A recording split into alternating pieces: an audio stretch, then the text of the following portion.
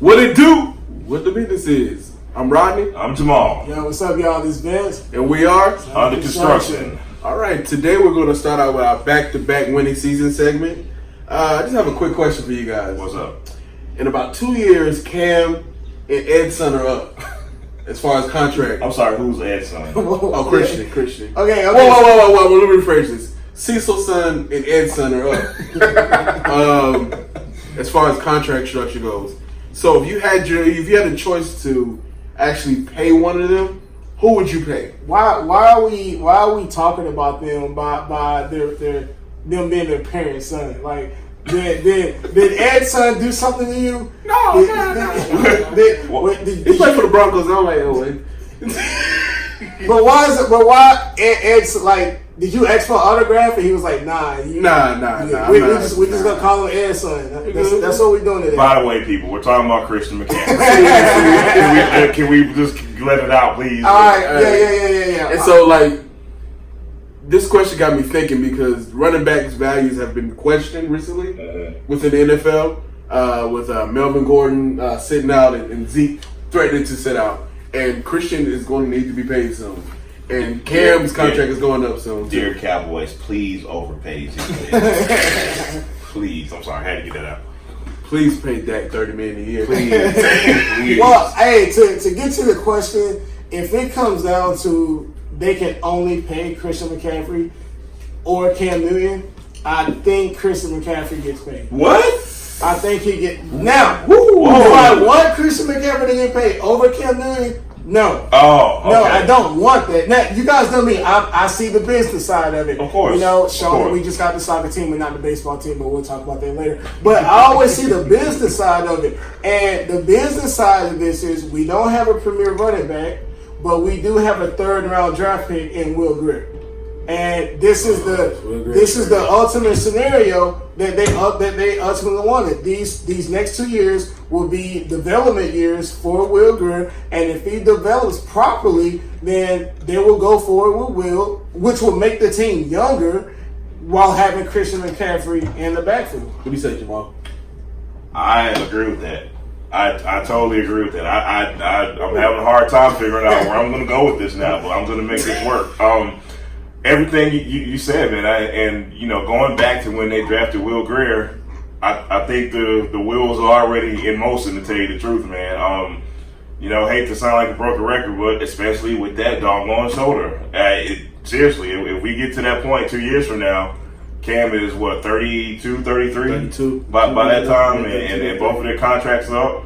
And we had a discussion off camera about running backs typically being overvalued, but with Christian McCaffrey, it's hard to argue that he's not very valuable to this Panther offense. I wish I had the percentage in front of me, but I mean, good Lord, man, how this dude jump off throws, the rim tackle, right, and with Will Grier being here, it makes it that much easier to say, well, Cam, you gave us a good ride, but so let me ask you a question. Can't pay both of you. So in 2 years, if Cam is back to an MVP type level, what do you say about that decision? Trade. Wow, man. Trade. Wow. You didn't even blink when you said that. He's like, just trade. And the reason why is because I was actually about to bring that into the discussion. I was if Cam Newton is having a good year, if he's having a mediocre year, and it really comes down to, because Cam, I know we get looked at as being biased, being Panthers fans. Cam in a mediocre year is still a top 15 quarterback in my opinion. Yeah. And given the right situation, he can still be a very dynamic quarterback. So you use him as trade bait to for whatever reason, and you pay Christian McCaffrey and you go with Charlotte's homegrown son, Will Grier. Dave. I like the way you worded it. Mecklenburg County said he's not from Charlotte. It's hard for me to have this conversation, but at the same time, you got to look at where we are. I mean, we're in North Carolina, we're in Charlotte, we're in the Bible Belt, and with being in the Bible Belt, what comes with that. This is a very vocal fan base. And I haven't seen that from Tepper just yet. Right. But the team tends to listen to the fan base. in a lot of ways. I mean, the whole country is the Bible Belt, but, man.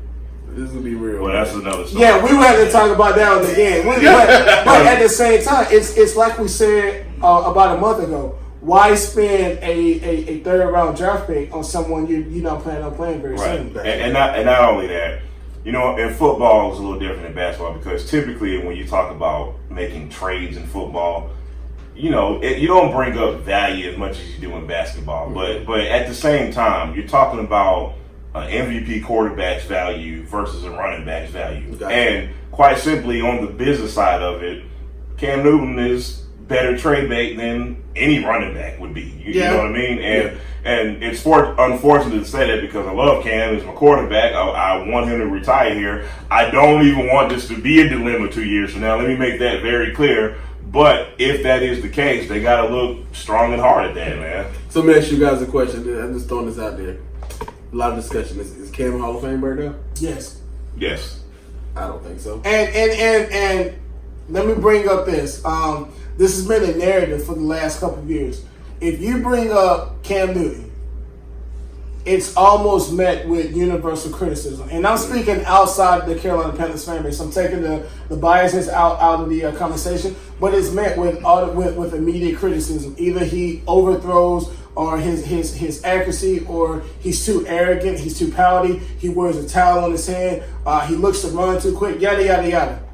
If you bring up Russell Wilson, it's almost met with immediate acceptance in the football community. No one talks about the awesome defense he's played with. No one talks about the Hall of Fame running back that he's played with. But he has all the same intangibles as a Cam Newton, relatively speaking. But when you go look at the statistics, other than the Super Bowls, which is a team sport, when you go look at the statistics, Russell leads in some categories, Cam leads in some categories. But when you compare the statistics, you get the same quarterback. Yeah. You essentially get the and that's I don't understand why one is met with universal criticism and the other is met with universal acceptance. That's your Jamaal.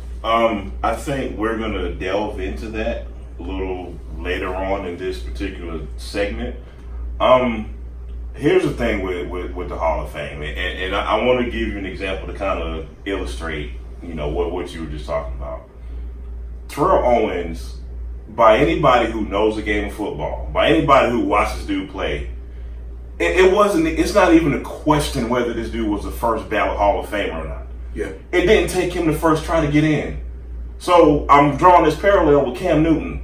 It shouldn't be like this, but sometimes people take their own bias, their own opinion of the athlete, and they don't look at the facts that you just presented. That's the unfortunate part about the NFL Hall of Fame. Now, with Cam, it's a little different because I think it's arguable whether he's first ballot or not. Rodney doesn't think he gets in. I think that's also fair. But the whole entire point I'm trying to make is whenever that time comes, I hope people take their own bias, their own opinion. I don't care how he dresses. I don't care if you don't like his personality. All this dumb stuff, all this stupid, unimportant stuff, I hope that is not what ultimately does not get Cam into the Hall of Fame. Gotcha. Now, one question before we move on. With the way that you guys view Cam Newton right now, does that view change if and when he gets a Super Bowl? No. Not for me. No. And speaking of that, we're not here yet, but what we're going to talk about coming up, like, man, it sounds silly, man. This dude is more of a leader than I thought he was. I'll just leave it at that. All right. Real quick before we move on to the next segment, winning absolves everything. Yeah. Cam Newton wins the Super Bowl. I think his perception in the national media changes and he makes a Hall of Fame. Hey guys, where's that voice coming from? I don't know. Just somebody overproduced. I'm like Tony Reali over here. I just want to spit some facts. What's the lottery number? What player has the most rushing touchdowns since 2011? Cam Newton. Not running back, not quarterback. Cam Newton. Yeah. Cam Newton, a quarterback, has the most rushing touchdowns. That's an amazing stat, and I don't think we'll ever see anybody else do anything like that, especially not from the running back position. So yeah. Yeah. Also, statistically, Cam Newton's season last season was his third best season out of his entire career, which is odd because most people would view it as a much maligned season for Cam Newton because of how they ended. Because of how they ended, but statistically, he was about the same as his sophomore season, almost statistically across the board, except he was 10 percentage points higher on his completion percentage, and he had a 94 quarterback rating, which is the second highest in his career. So it's just kind of weird how we view Cam Newton, because most people, the media will tell you he didn't have a good season last year, but he did have a pretty good season. I got a fun fact. John Elway completed 58% of his passes in his career. Cameron's like at 59. 59. But those completion percentage. Andrew Luck is also at 59. But if you ask anyone who's more accurate, they're gonna say Andrew Luck. They throw the ball a lot more, so of course he's gonna have more completions. All right, we're gonna move on to the next thing. This week, Amazon released the All or Nothing series, chronicling the 2018 Carolina Panthers season, with the ups and downs and behind the scenes scoops of what was going on. So, what do you guys think of it? How many episodes have you watched so far? I'll go first because I don't think I've completed as many as Vince. I'm committed. I fell so I looked asleep at you first. Like, I had a feeling it was going to go that way. Man. But the 3.5 episodes I have watched, because I fell asleep on 4 last night, man. So you're saying it wasn't that interesting? No, I'm saying I was tired. Oh, okay. Why was you tired? Take the vitamins. You start that, man. All right. But anyway, so far, so great. And the first thing I wanted to say was, man, like, I don't want this to end. Like, what I mean by that, like, I was.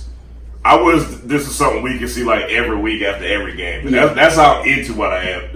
How into it I am, man. The behind the scenes stuff. Ironically, man, there's nothing really surprising about what I've seen so far. Like really, there's nothing that jumped out at me like, man, I didn't know such and such was this way. I didn't know such and such was that way.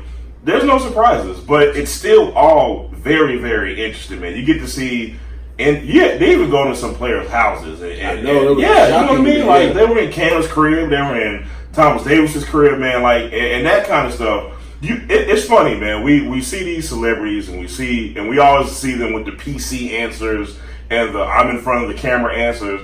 It's just really nice to see the human side of any celebrities, let alone our hometown Carolina Panthers, man. I'm thoroughly enjoying it, man. What about you?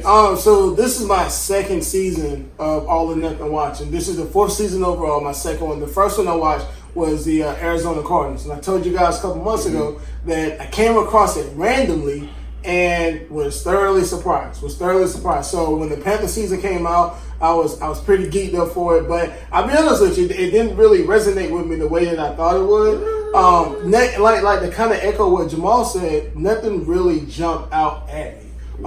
There were about 4 things that I did take notice of. Okay, so 2 things that really stood out to me. And my bad if I'm hitting you guys with spoilers, because I know you guys haven't got that far ahead. I'm about 6.5 in. 2 players that I wanted to highlight was Dante Jackson and Devin Funchess. I didn't know their attitudes were the way that they've been portrayed on the show.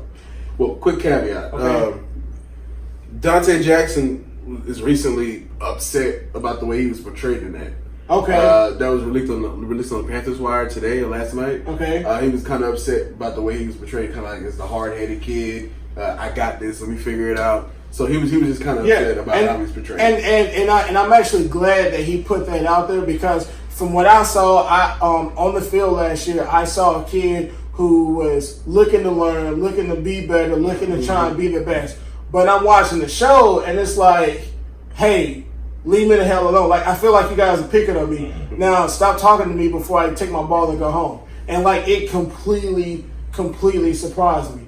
And speaking of narratives, I was a little upset, but not surprised that the whole Eric Reed situation got glossed over the way that they did. Yeah, gotcha. And I'm going to disappointed detail with that. Yeah. Now, when we spoke on this a couple months ago about what we thought going forward, I actually said that I didn't think that they would have gave much attention to that because obviously the media was going to pick it up and run with their narrative. But when they spoke on Eric Reid, it was almost like they did it out of obligation, and then it was like, okay, we mentioned it. All right, let's move on. Now we're going. Yeah, it's like okay, our obligation, we did it. Okay, because there was so much that happened with Eric Reid during the season that they could have highlighted to actually help him out. And not to cut you off, like I obviously haven't gotten as far as you have, but like, where was all the mention of the drug tests? Exactly.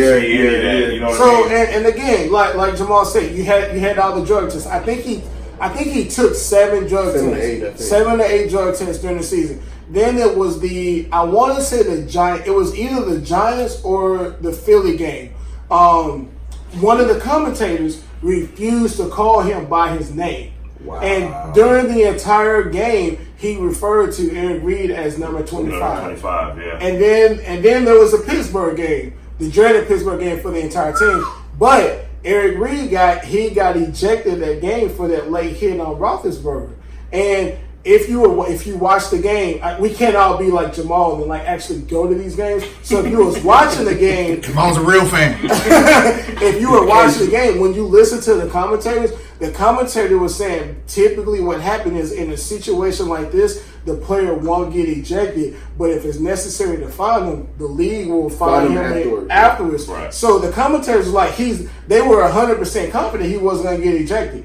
And then the refs come out and it was like number 25 has been ejected from the game. So I think they missed all of that stuff that they could have highlighted. They picked on a lot. But they basically just said, okay, we signed Eric Reid. And then I didn't like how they portrayed Cam Newton because Ron Rivera and Cam Newton, they were in like a closed room meeting. And let me backtrack a little bit. Ron was talking to Cam about possibly bringing in Eric Reid. And I thought it was dope that the team actually consulted Cam Newton about player transactions. So so for the people who criticize Cam Newton a lot, that kind of gives you some insight as far as how the team looks at him. Right. So I thought that was dope, but the little segment that they showed, it didn't seem like Cam initially was on board.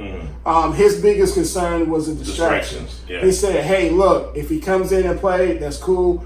I just don't want no distraction. Right. And I didn't like that. I didn't like it either. But then, I understood it, but I'm in. I'm not gonna steal your thunder here, Vince, but I'm with you, Rodney, because when he said, I want him to understand what we're all about, and I can respect that part. Yeah, and I also can respect the part that say, well, I want to talk to him as well, because at first I'm with you. I'm just like, come on, Cam, like, how big of a stretch is it really going to be, man? You know what I mean? Agreed. Now but to end that, Cam said, give me his phone number. I'll reach out and call him. Right. And I thought that was pretty dope. So that entire situation, there were a lot of positives in it, but I really think all or nothing could have spent a little bit more time on the Eric Reid situation. Yeah. And there was one more thing that I liked and then I didn't like.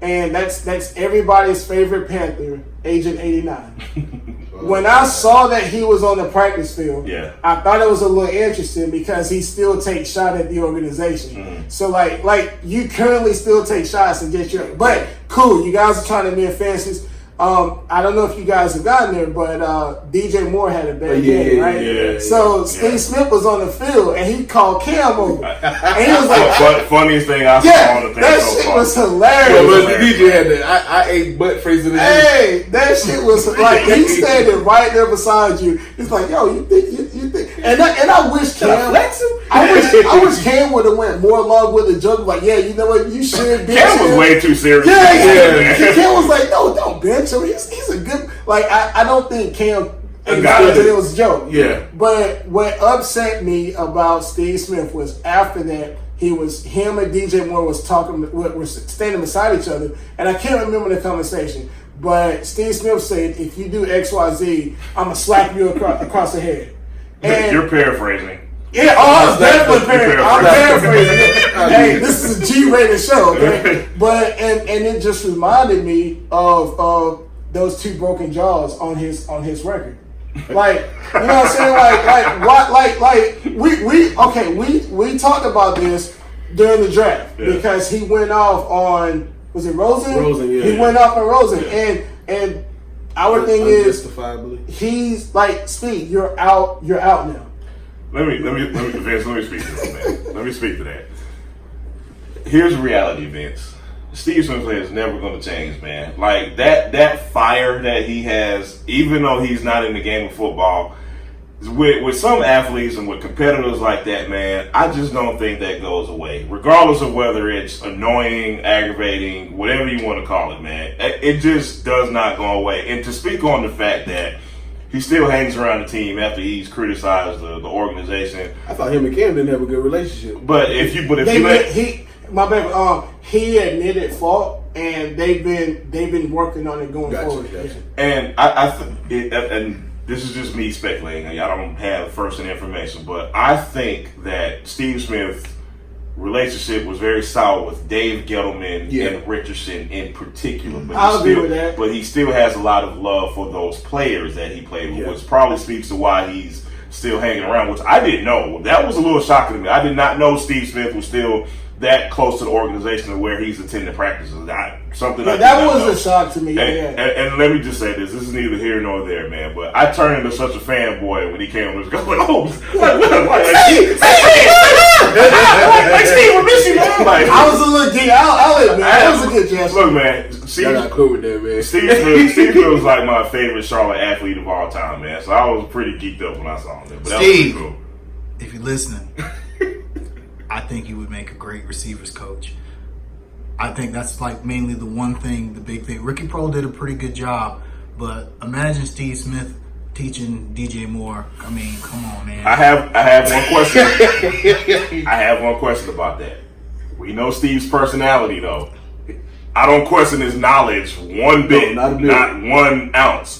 But man, they mess up. That first time they mess up. But you know what? Okay, I thought about that, but one thing I noticed from All or Nothing was Norv Turner is not like as nice a guy as when they. I'm with you. I like it too. Man. He was getting on cats, and I feel like maybe that's what the receivers need. Maybe Ricky Prohl was too nice. I mean, Kelvin Benjamin was a talented dude.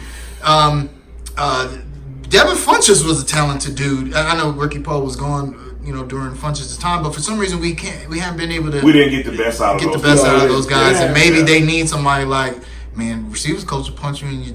And did you guys know about Devin's attitude before this? Nah, man, that really shocked me. Like when people this year were saying that he quit, and I'm like, nah, he just was going through this. And I saw how he was acting. I'm like, man, that kind of turned me off to the dude, man. Well, the thing is, looking back at it now and kind of putting it together and how the season ended is not surprising because just looking at his play on the field and seeing why he was replaced those last 4 or 5 weeks in the season, it all makes sense now, man. And I hate to say it, man, it was kind of the same stuff Kelvin Benjamin was doing his last couple of weeks. Do you guys think that All or Nothing ended up being a part of the reason why the Panthers collapsed? Because now that we know, during the season, none of us really realized that Amazon was filming a show or that they were so ingrained into what was going on in the season. And you take some young guys on the team, they're in the spotlight now. I mean, they're going to be on what's essentially a docudrama. So when the wheels started to fall off, other NFL teams didn't have the luxury of not having Amazon literally in their houses. I mean, these guys were literally in Cam Newton's house. Right. You think that was part of the reason? That could be part of the reason, but ultimately I think the defense got old before our eyes. Yeah, I would kind of agree. I would agree with Rodney. I would say no, that the camera's been in their faces. They didn't play a part. And I said because these guys have been the best player on their team their entire lives up until they got up to the NFL. So they always had a camera in their face. Mm-hmm. They've always kind of had to watch how they act and all that good stuff. So I would say no.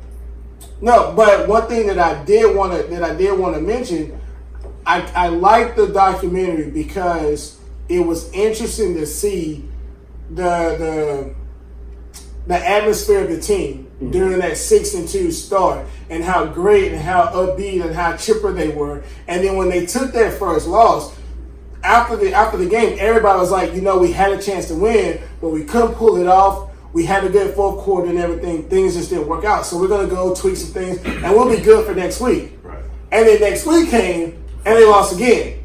And it was like, man, like that was thing, but we're still good. We're still 6-4. We're still prime position. And then to see that slow degradation of attitude throughout the season, and I think it was interesting to see that. Like, it's in a good way and in a bad way as well also. And then one thing that stood out to me as well is just Cam's leadership and how everybody kind of looks up to him. Mm-hmm. Because the narrative that's kind of told us is he's not a leader. He's still pouty and all the other stuff. Well, you gotta understand who that's coming from too, man. But to answer your question, man, I think it's a fair point to think that it may have affected the team, but at the same time, I don't think so. Only because I think there's too much veteran leadership in that locker room to kind of let that be a distraction. Mm-hmm. Maybe to some of those young players, but to the Thomas Davises and Greg Olsons and Cam Newtons, no, I can't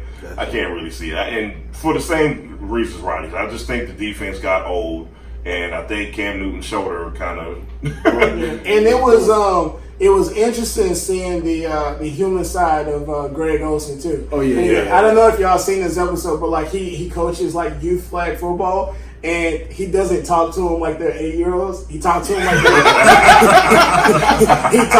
they're 28-year-olds and like that. And I'll just leave it at that. But I got a nice little laugh out of watching that little piece right there. Gotcha. All right. That's the end of that one. So it's kind of hot in here. We need some shade. So, oh man! So Franklin Kaminsky of the Phoenix Suns sent out an Instagram post where he was like, "I finally where I want to be." How do you feel about Franklin's shade? You out of your damn mind if you think anybody wants to be in Phoenix. Frank, you don't want to be in Phoenix. There's right now one player in the NBA says, "Man, I can't wait to go to the Phoenix Suns." Man, if you don't, Charles Barkley ain't walking through that door. Kevin Johnson ain't walking through that door. Let's go with Kevin Johnson or Dan Marley. Dan Marley we go with Charles Barkley. Yeah, right. He's MVP. That man. There's so much to unload here, and I'm gonna try my best to make this quick because I don't want to spend an hour talking about Frank Kaminsky. So anyway, so to provide some history, when Frank was at Wisconsin, somebody was basically asking him about going to the NBA versus staying in school, and he was like, "Well, Wisconsin is a fun environment, college is a fun environment." He was like, I don't know if I'm in a rush to go to the NBA and play in cities like Charlotte and whatever else. For the 13,000 people. Yeah, 20,000 people right. Now, in Wisconsin. Now, even though it was true, I still stuck my middle finger up at him. It's like, man, keep Charlotte out your mouth, bro. So, when he got drafted by Charlotte and his tenure here, majority of people didn't like Frank. No. The majority of fans didn't like Frank, on or off the court. Now, to be fair, and to be objective, because I always want to be fair and objective. Frank, unless we're talking about Michael Jackson. Good one, Vince. So to be fair and objective, I think the hate for Frank on the court was too much sometimes because for the lack of his defensive and rebounding abilities, he was our leading scorer off the bench a lot. I think he won a couple of games for us, to be honest, especially towards the end of last season. You know what I mean? But at the same time, man, if you don't want to be here, bye. You got to go. It's that simple. I mean, I'm sorry I don't have anything more thoughtful to say than that, but at the same time, if you truly don't want to be here, if you truly think you can go shine, no pun intended, somewhere else, by all means, hey man, go flourish, man. So Vince, I got a question for you. All right.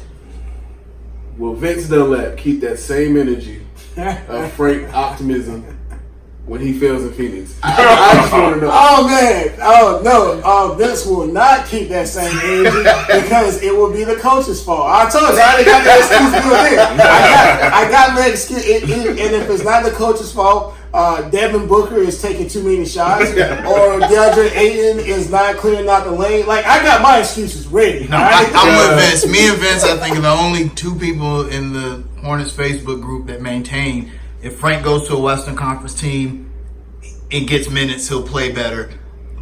So minutes gonna be here it is. I will say this: he's gonna have a lot. He's gonna have a hard time getting minutes. But now to answer the topic with the shade, I honestly believe that Frank is being the bitter ex-girlfriend. Like let it go. Like he didn't have a good time in Charlotte. They like barbecue. They chose. Now this isn't where you want to be. This is where you ended up because Charlotte chose not to pick up your option. Right. All right. You ended up where you were able to go. But with that being said, to caveat off of what Kiser said, I've always said that if Frank Kaminsky went to the Western Conference, I've always said that his game translates better to the Western Conference. And I'm gonna tell you, I'm gonna shoot out a few stats for you guys to kind of support that argument. Okay.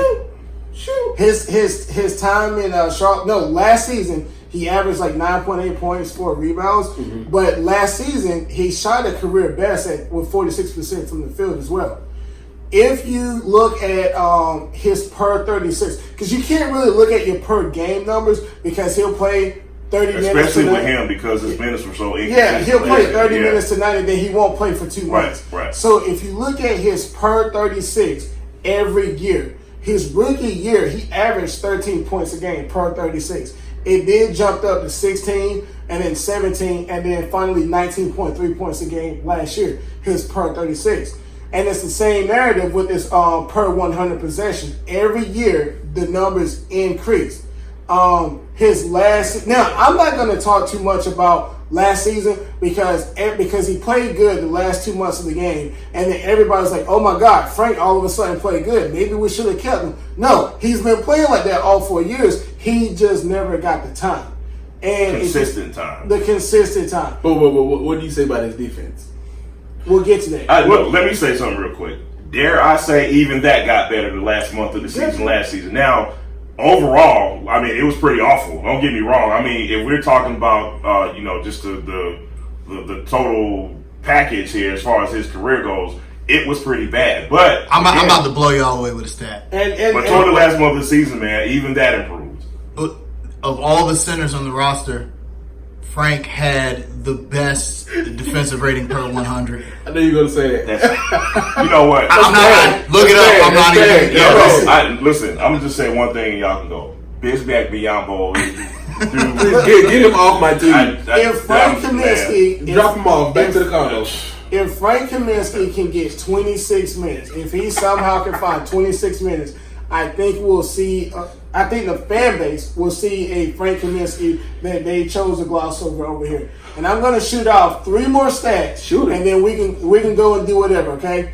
Cliff's last season, which was 2 seasons ago, Frank only scored 20-plus points 8 times the entire season. But in those 8 games where he scored 20 or more points, the Hornets went 7-1.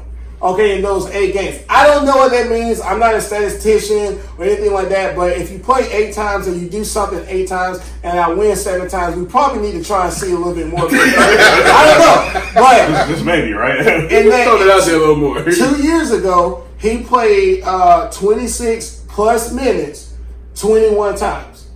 All right? In those 21 games, he scored in double figures in 18 of those games. Ooh. The season before, he played 26 minutes 34 times. And in those 34 games, he scored double figures 29 of those 34 games. Give Frank 26 plus minutes, and Charlotte would be over here complaining to Michael Jordan because he let somebody else go. So I got a final question for you guys. How do those 4 picks from Boston look right now? Well, Boston ain't really doing too good either. So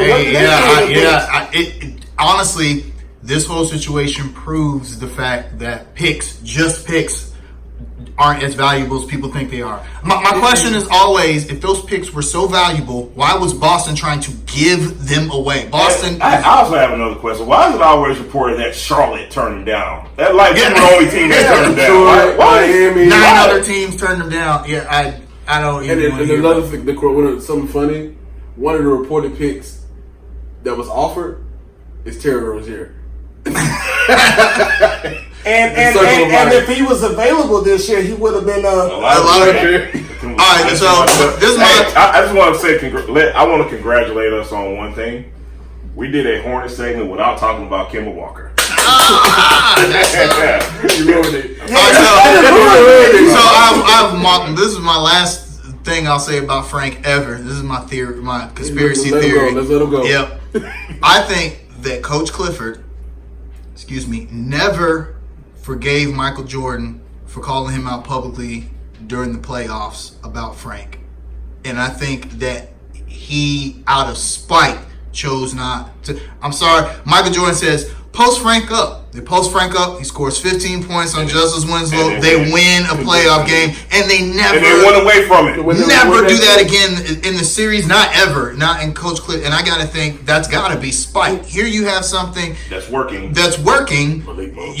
You obviously most coaches would just do it until it doesn't work anymore. Clifford never even. And then this is after you said in the press conference, well, if Michael Jordan passes you and tells you to do something like this, I got to do it. And then you don't do it anymore. Yeah, and good luck in Orlando. Yeah, and I'll close it out on this.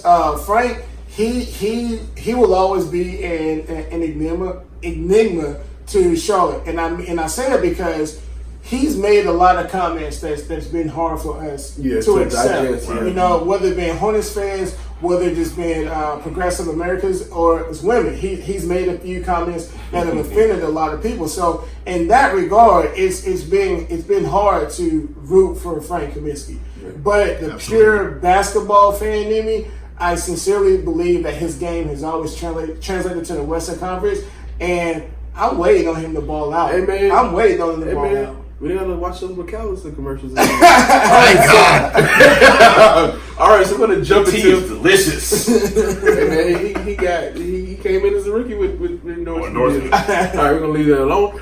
So we're gonna talk about our culture segment. All right. What? So might be a little controversial segment. Not at all. We hope you still love us after this. So we're going to talk about Megan Rapinoe, and the women's soccer team. She was just in Charlotte actually yesterday, this whole weekend.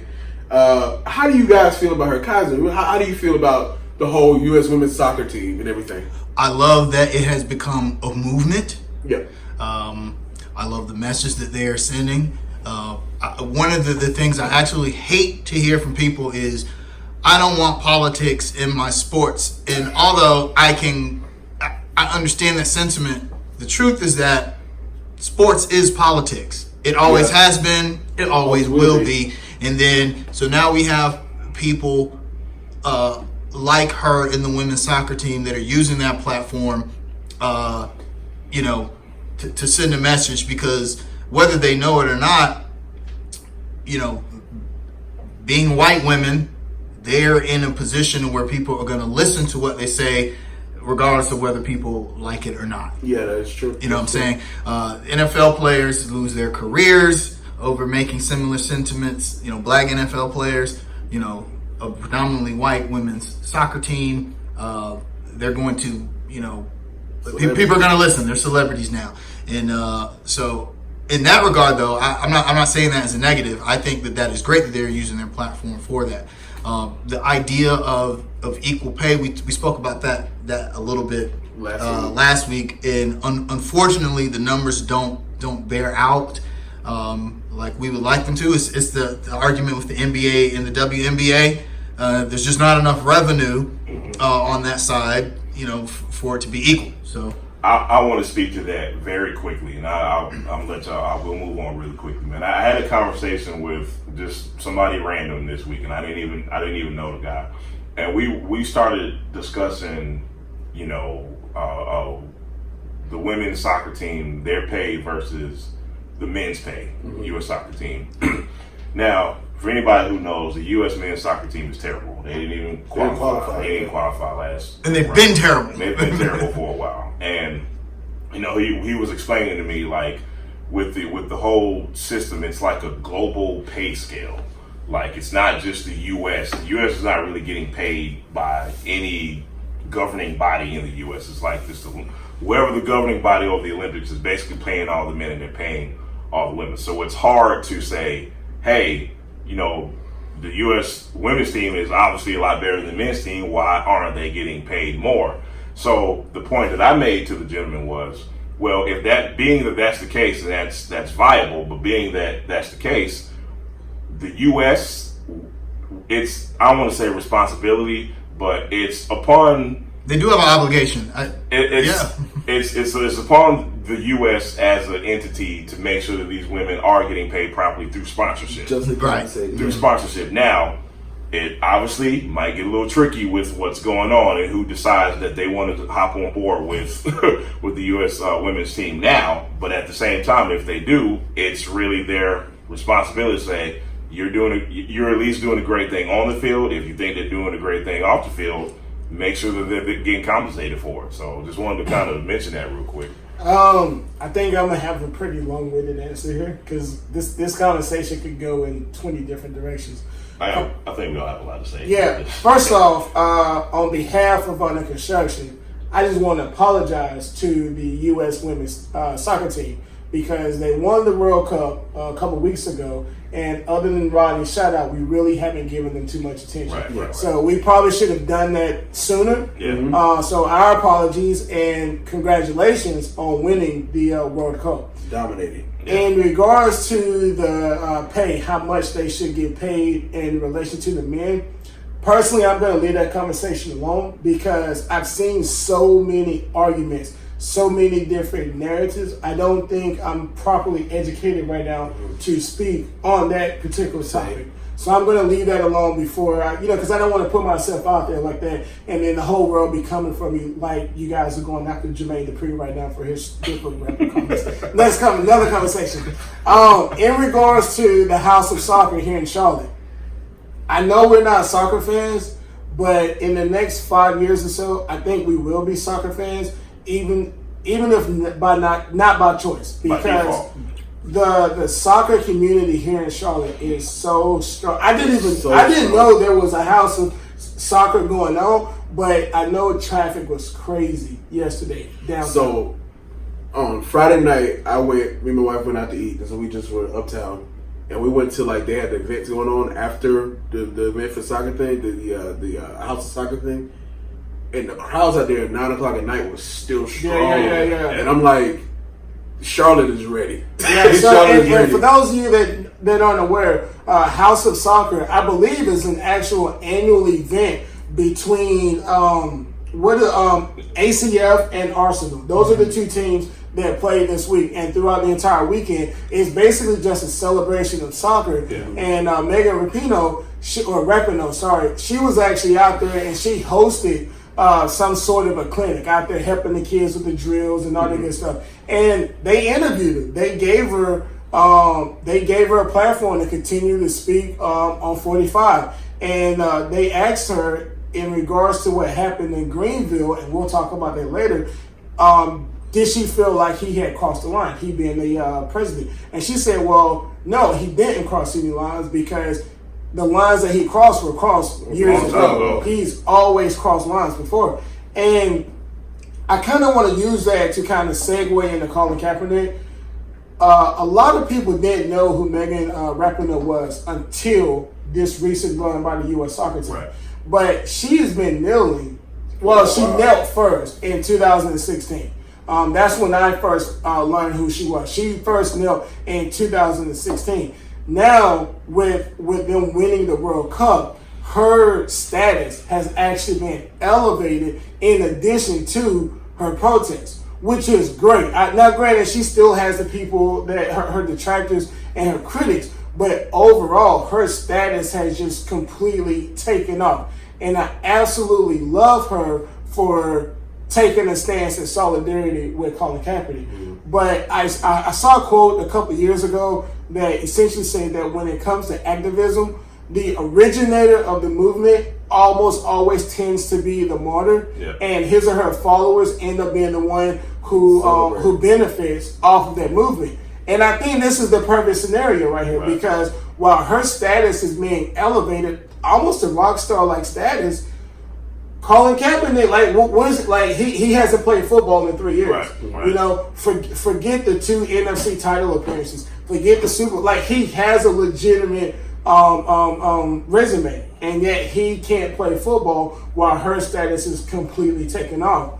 And one more thing I wanted to highlight the privilege that she's allowed in comparison to Colin Kaepernick. When asked about the current administration, Kaepernick answers questions, but he kind of beats around the bush. I don't think it would be good for me and him to be sitting in a room together. Like, that's the way to say no while being politically correct about it. Right.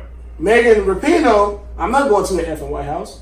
Like, it's blunt. It's and like, she's allowed to get away with it.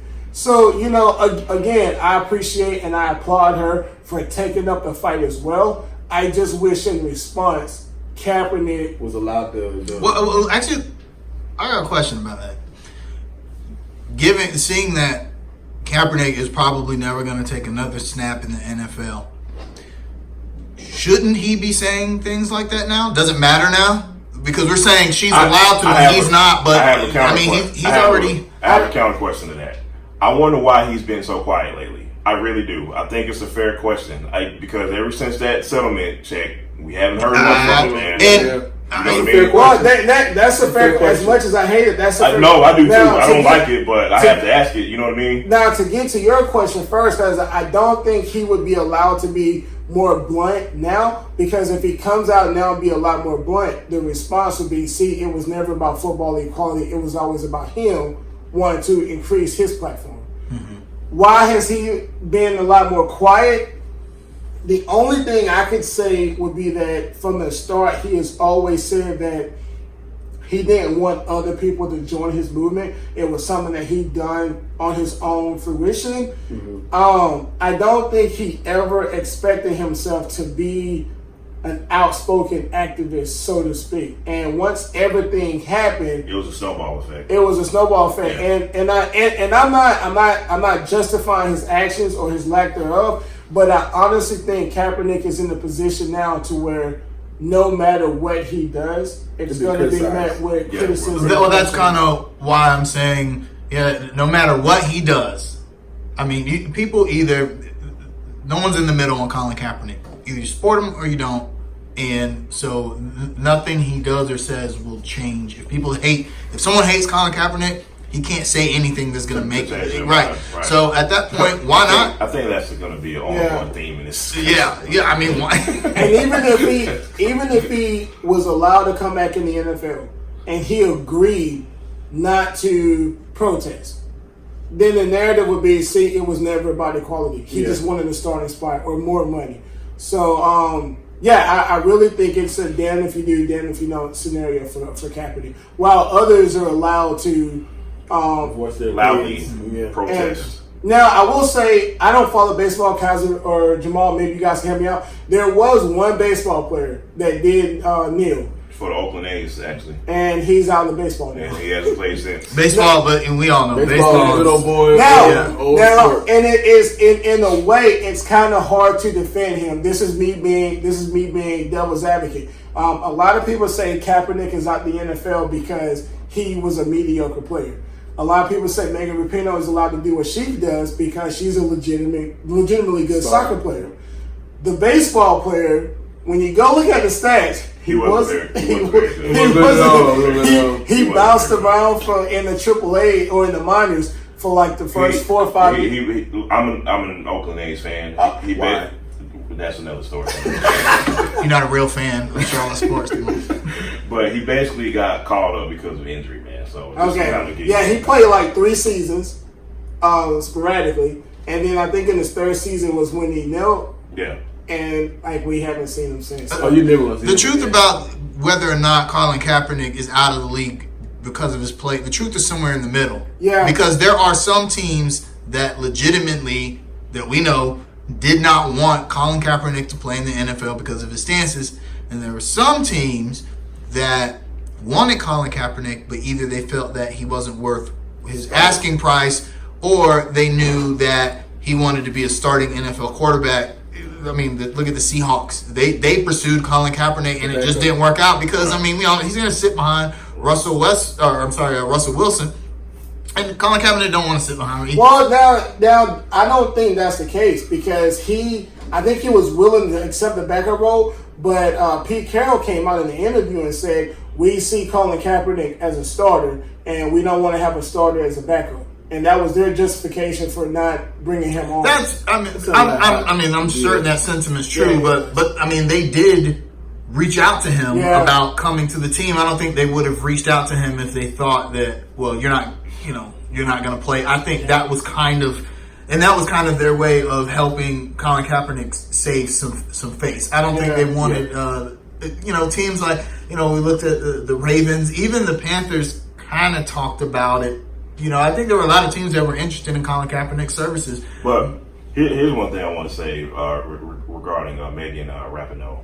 Make no mistake about it, y'all. Make no mistake about it. The vitriol this woman has against her is very real. I agree. Like this morning, I was looking in the Panthers group because she took a picture with Christian McCaffrey, and the vitriol that was spewed in that group. Yeah, it was just like all this woman is doing is voicing her opinion. She's not forcing anything. All you do is just tune out if you don't like it.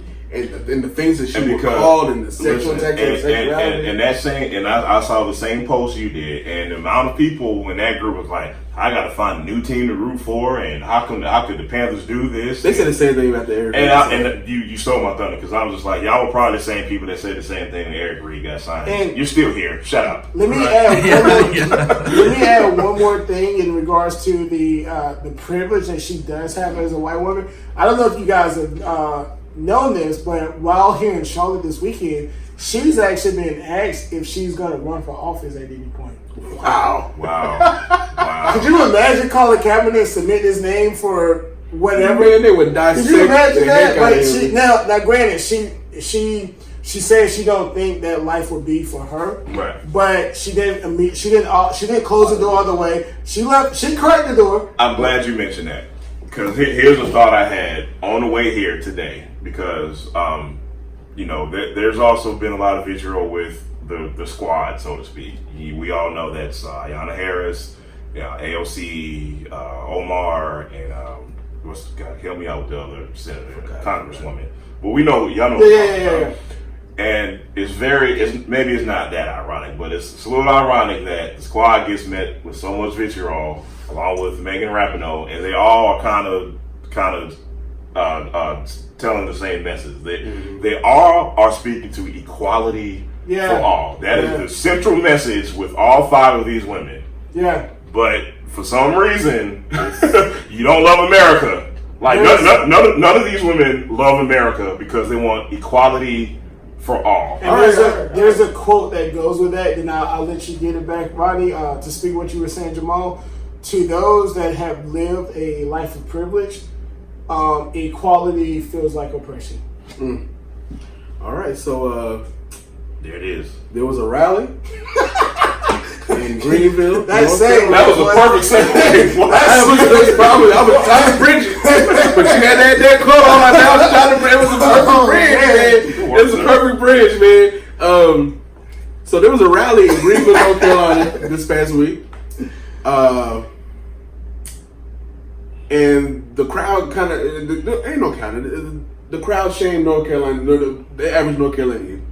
They were shouting, "Send her back," basically in response to the 4 junior senators that have been vocal against 45. And his administration kind of tried to walk back, like he really didn't support it. They backtracked more than Deion Sanders. But the thing is, like for like 10, 13 seconds, he sit there with a smug look on his face, like, yes, I love this. Yeah, he didn't tell them to shut up. He didn't tell them to, thank you. But we're talking about this because this happened in North Carolina, and we're a North Carolina-based show, and things have to be said, and I don't care if you don't like it. So, no. Yeah, and we don't care. Yeah, to caveat off of that, for those of you that are watching and who may not agree with some of our comments, part of the reason we started this podcast was so that we can talk about things from a perspective in which we and our audience, so to speak, would be able to understand and relate to. For the most part, we really didn't want to do this podcast. This podcast is being done out of necessity. Mm-hmm. And we've been frustrated with the coverage of whatever topic, whether it be sports, culture, current events, whatever, and we're not hearing it from a perspective that we can really relate to. So that's part of the reason that we started this podcast. And the topic that we're about to go into is one of the things that we told ourselves that we would not avoid talking about because we would be doing ourselves a disservice if we did. Right. So with that, I'll let Jamaal take over, and we'll see where this goes. I have a confession to make to y'all. let me say this. When Rodney initially brought this up in our group discussion, let me say something, man. I did not want to talk about this today, but let me be very clear as to why I didn't want to talk about this. It definitely wasn't because I was scared to confront it. That's definitely not the reason I wanted to stay away from it. I didn't want to talk about this today because I am exhausted. Yeah. Like, I literally am exhausted with talking about anything that has to do with this administration. I'm to be honest with y'all, out of obligation, this is our podcast, this is our show. Of course, I'm going to fulfill my duty today. But when I tell you, to me, it serves no purpose. Let me explain why I feel the way I do. I'm going to go back to a point I made earlier. We have 5 women who are considering the message of peace, love, and equality for all people. That is a very simple message. There's not much nuance to that. It's a pretty easy thing to conceptualize. Why is it that they don't love America again? And we have our so-called, I can't even call him a leader. We have the occupant of the White House who has changed the narrative. He was asked very simply, why didn't you stop this chant? Mm-hmm. It is on video. We see the video. We see the 13 seconds where he is exalted in these chants. Because that's what this is about with him. It is his ego. I even think over anything racial, which it is, but don't get me wrong. But I think over everything that we talk about, this man is here to feed his ego. His campaign is about his ego. I want to be very clear about that. I don't care whoever doesn't like that at all. We see these obvious examples of this occupant not disavowing racist comments, not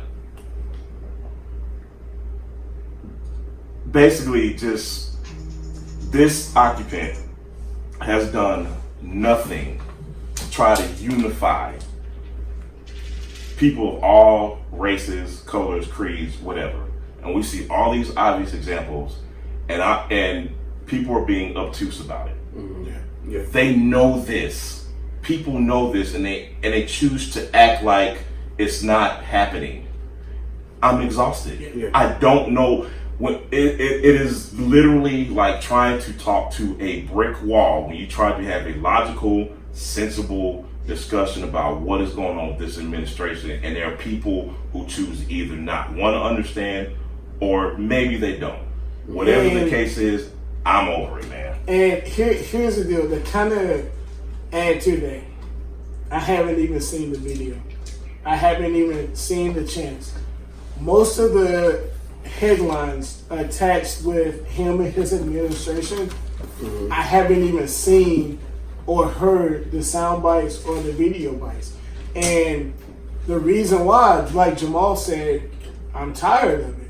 I'm actually tired of hearing all the impeachment talk, because I'm tired of it too. We've been talking impeachment for 2 years, and every time something happens, oh, this is it. This is the straw that breaks the camel's back. He is out of there, and then he rises above. And you made me think about another point I was going to make, man. Like, they've called this man Teflon Don before.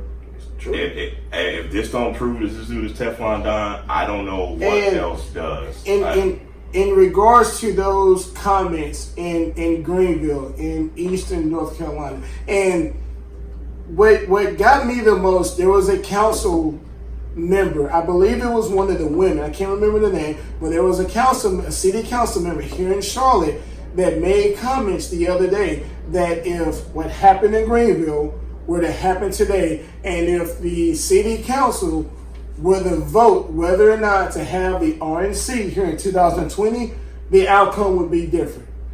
And it pissed me off because I don't understand 3 years later how you needed all of this to happen to finally see what him and his administration was about. When you get paid to be closer to them than the that was just a reactionary statement, because they knew in the moment. Exactly. When they voted for the RNC to be here, they knew. Oh, that's all about. And I'm gonna take this a different route. When they voted in favor of the RNC, the general reception to that was because of the financial aspect, and there's going to be a huge boost to the economy. To be honest with you, to me, I think the reason why they brought the RNC here was because they wanted to do a favor to because North Carolina, the Senate and everything is ran by Republicans, so they want to do a favor to those Republicans. Hey, you scratch your back, I'm gonna scratch your back, and we can work together. And it's gonna come back and bite them in the ass. Right. I'm just gonna be real with you. Let me say, national perception is gonna be bad. Let me say this one thing, because I think this is extremely important to say. Because the reality is, there's going to be a Republican who watches this, and they're going to be like, well, this is such a liberal point of view. and let me please, I hope people hear me loud and clear when I say it. No, but listen. But I want people to hear me loud and clear when I say this. This is a political discussion, whether we like it or not, but I don't want to get too far into this. I'm so sick of people with gang mentalities. And hear what I say about this. I'm part of the conservative gang. I'm part of the liberal gang. Take this gang mentality out of it. To me, this is about sensible people versus unsensible people. Yeah. Seriously. Yeah. Listen, this is about progress versus not making any progress. Okay. So please let me finish, man. I want to ask anybody who supports this administration, going back in time to other Republican administrations, why is it, do you really think it's a coincidence that this particular administration meets so much criticism, vitriol from even Republicans? From both sides. From both sides. I'll just keep it at that, man. So, the bring back the take them back chance, to me, it's crazy because 3 to 4 ladies were born in the United States. Hey, maybe they were talking about Melania Trump. Maybe we should send her back. And then on top of that, and it kind of harkens back to the fact that they want to make America great again. America is constantly browning, and they want to take it back to a time where they were seen as I guess you would say the superior race and class in the United States, and they want to take it back to a time where we knew our place, in a way. Like, we didn't speak out too much because we knew the repercussions of what happened to that. And then also, like, it's just crazy. Like, if you think back, my father was born in 1964. The Voting Rights Act happened in 1965.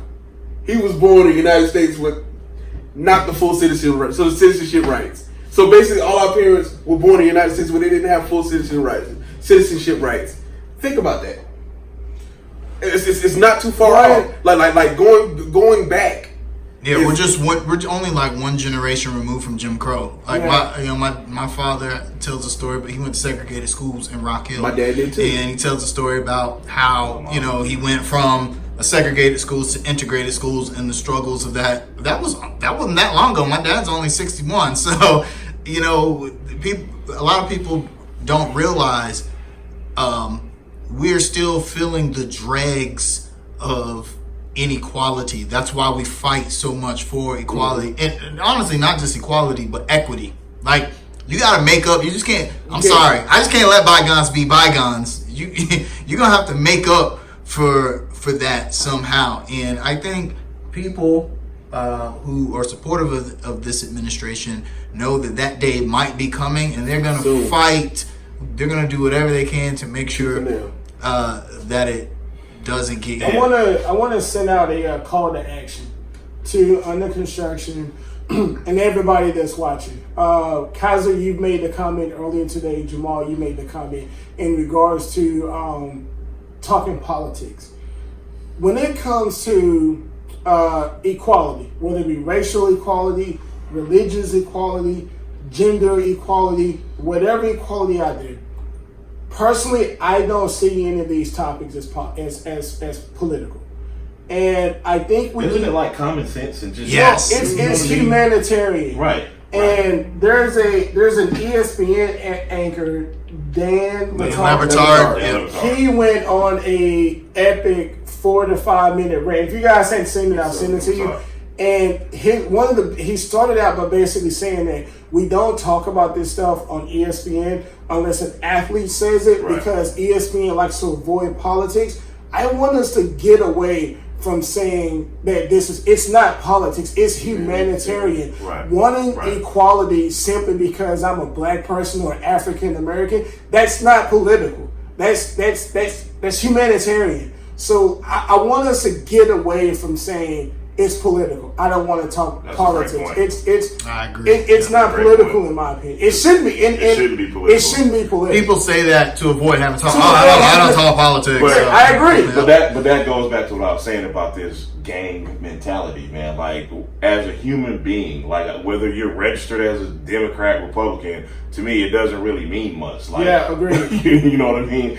It's just like, what do you think is sensible? What do you think will benefit all people? It's just a common sense, and this administration has not demonstrated just basic humanitarian common sense, man. That's why I'm so frustrated with talking about anything relating to this, man. Yeah, like, seriously. Also, I know that we are our podcast focused mostly on the region, Charlotte, the Carolinas, but we do have some listeners that are not from here or are transplants. So you got to understand how Charlotte is in relation to the rest of the state or even the region. We are a blue city in a sea of red. There's a reason why Trump doesn't have rallies in Charlotte or anywhere close to. Greenville is a good little bit away, and the mentality of people. I'm telling you, you can go. We were talking about this off air. Right now, we're right on the edge of Charlotte and Mount Holly. You can literally go 5 miles down the road to Belmont, and it's like, it's completely different. You go 10 miles down the road to Gastonia, it's night and day.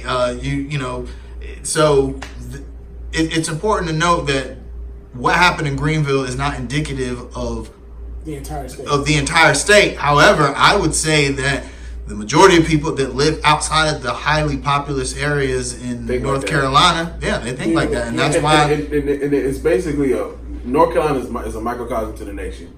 It's basically division.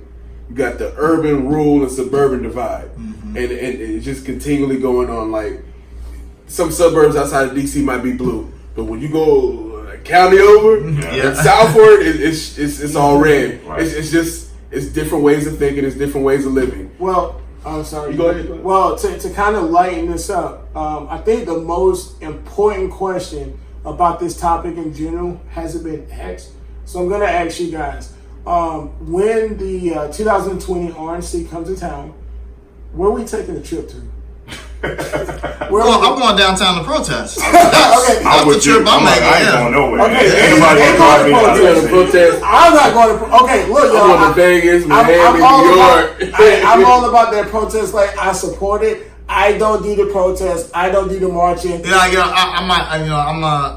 gonna let them live. I don't know. That's what you want to say. Because not literally. Not literally. Yeah. Not literally. We gotta get taken off anchor. I might just observe what's going on. I think that the RNC might cause for some groups. Unfavorable groups to descend upon our area. Yeah. If that's the case, then I might.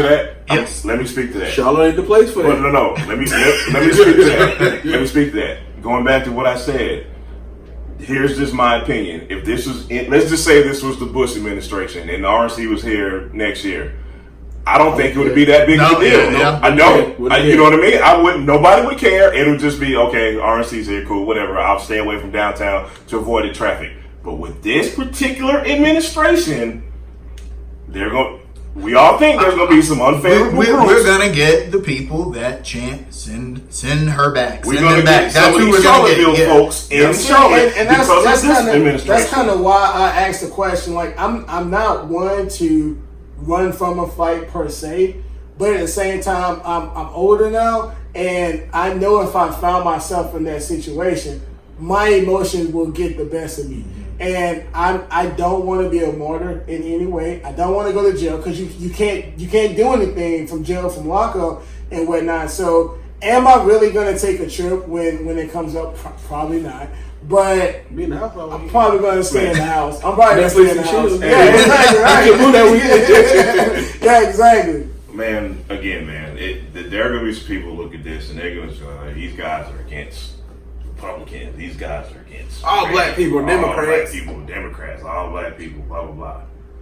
And I can't say it enough, man. This gang mentality has to just end, and people just have to be sensible, man. I'm gonna wrap this up. It was on our conscience to talk about this. Yeah. And I'm glad we got this off. I mean, we talked about it. We're gonna move into our shout outs now because we go on about this all day. Yeah, no doubt. All right, so my first shout out, I'm gonna shout out David Tepper. Okay. Mr. Brass Balls is a go-getter. He already has 60 suites lined up for the MLS soccer team. I told y'all. He already has Ally as a sponsor for the jersey and Bank of America Stadium. Catch that irony. He's just a go-getter, man. Go buy that Hornets team. Really, man. Really, Rodney. Hey, man, that's it, man. I'm going to shout out somebody who gets on my last nerve on Facebook. He's a Dallas Cowboy fan. He is an annoying Dallas Cowboy fan, but he's also my friend. His name is Tony Goins. He also goes by DJ Cutlass. Annoying Cowboys fan, but also, man, a really great dude, man. Like a really positive, supportive, great dude who I got to shout out, man. I ran into him this weekend. He showed this show a lot of love, and he mentioned to me, he's like, man, we watch a show in our barbershop. Hey. And being that we're babies in this so-called industry, man, like that little thing meant a lot to me, man. So again, shout out to DJ Tony Cutlass, man. That was dope, man. So I had to shout you out, bro. Might have to go pay him a visit. Yeah, no doubt. My shout out would be very macro today. I want to give a shout out to Mahershala Ali. Did I say his name right? Probably didn't, but I probably was screwed. Mahershala.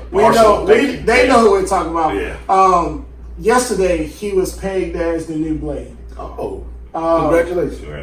That's good. As an actor, he wouldn't be my first choice, but I'm still geeked either way. I'm a big fan of Blade. I'm waiting on them to recreate Spawn, but for Marvel to be rebooting Blade like that and to incorporate it into the MCU, that was real big. So I just want to say congratulations on that, and I'm just waiting to see the film. That's big because a lot of people don't understand that was the first Marvel Studios film. It wasn't the first MCU film, but that was before they were acquired by Disney. That was the first Marvel Studios film. So yeah, I got one more thing to say real quickly, man. Hey guys. It's called Lost Tapes for a reason. Guys, give us a shout out. It is an album full of throwaways. You will not tarnish this man's legacy. Jay-Z would do that because it probably shouldn't have been released. I would not tarnish this man's legacy because of an album full of unreleased songs. Man, we got one more. Check out that Maxo Cream. Jay-Z produced a track listing for him. It's pretty good. One last thing. Thank you to all of our listeners. No doubt. And I want to give a quick shout out to all of the people that we know that are out there chasing their dreams. Teach your kids to chase dreams, not work, and just keep grinding away. No doubt. Because you never know. So. No doubt. Thank you for watching Under Construction. I appreciate it. Dreaming, scheming. Oh Lord. That should have been on Lost Tapes. I'm leaving.